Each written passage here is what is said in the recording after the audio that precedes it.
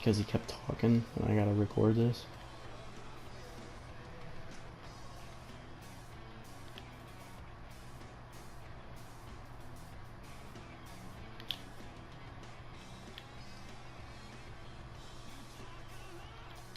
Alright, so we're standing with GorderFan94, who just won the Southpoint Hotel and Casino 400 here at Las Vegas.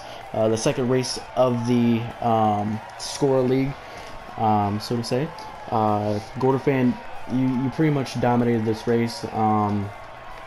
You finished fourth in both stages. You got some penalties, but in reality, nobody could really catch up to you. How does it feel to get back in victory lane after Legends and whatnot? I think the last win in Legends was Daytona. So how does it feel to finally get back in victory lane? It feels awesome. You know, the car was just sticking to the track the entire night. We were really fast, and like you said, nobody can catch us. But we were able to dial our setup in, and we were able to get the job done tonight. The McDonald's machine was really, really quick. I gotta give it to them, to my team, my crew, who worked on the car, and like nobody could touch us. We were just that quick.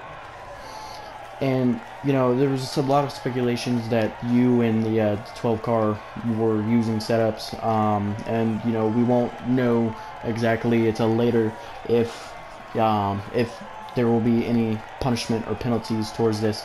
But you know, you have the new Camaros, you're gonna have Mustangs next year, you have the Toyotas. The Toyotas were really fast last year.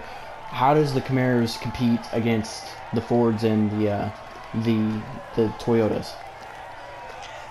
I would definitely say that with the new Camaro Z01s that it's definitely a tighter race now than it was last year. I know we've been making a lot of improvements in the off season, and the time we spent between the end of Legends and the beginning of Scora to really, you know, make adjustments to the cars and really make them competitive. And I feel like that we have really done that, because we are probably on a level playing field with the Fords and the Toyotas, and it should be like a really tight competition from here on out.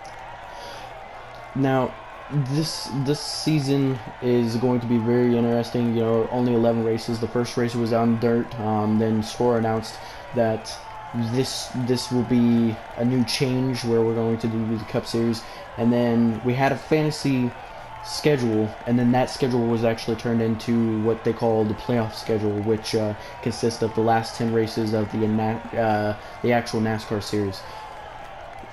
You look at it, you have Vegas, you have Richmond, and you have the Roval, the first 3 races, and then you throw in some the Talladega, you throw in some intermediate tracks.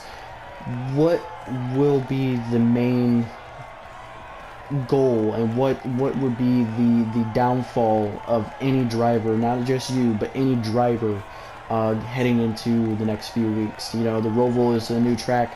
You know, is that going to be somebody's downfall? I would definitely say so, especially since the Roval is the first road course in the playoffs. But I definitely feel that consistency is definitely going to be key when it comes to playoffs, especially with the Roval, because like nobody's been to road course in the playoffs, and especially one that's in a pre-existing oval. But I would definitely say, like, next 3 races, you got to be consistent. You got to finish well, and give yourself enough of a cushion above the cut line to where if you have a bad spot at Roval, then you can carry that forward into the next round. Well, we did announce earlier that it would be points that actually get to Homestead. So how do you feel going back to the original playoffs with whoever has the most points at Homestead after Homestead is the champion? How do you feel about that? Oh, I feel like it's old-fashioned, but it works. But Yeah, I would definitely go with the regular point system over the NCAA March Madness tournament style bracket. But well, I mean the actual playoff format it does provide some tension, but really, I mean, with the traditional point system, it is going to come down to you know, who has the best car, who runs up front every time, who has the best finishes, and I would definitely go with the old system over the new one, in my opinion. All right. So one last question. We had a lot of new drivers and we had a lot of old drivers. Some new drivers are were picking the eyes. You know, like Yolo, the driver in the number 12, and you know Javier and the 24 and whatnot. Who will ask you two different questions. Who new wise is a big threat, and who old wise is a big threat? I would definitely say, as far as the new drivers go, I would definitely say YOLO in the 12, because he was probably like my closest competition tonight. But yeah, I feel like YOLO in the 12 is the biggest threat to the championship as far as the new guys go. As far as the old guys go, it's kind of unclear at this point, because it was mostly myself and the new guys running in the top 5 all night. But I feel that if I were to pick one, it would definitely come down between the 3 Gibbs guys, yourself, Predator, Brandon, and Maverick.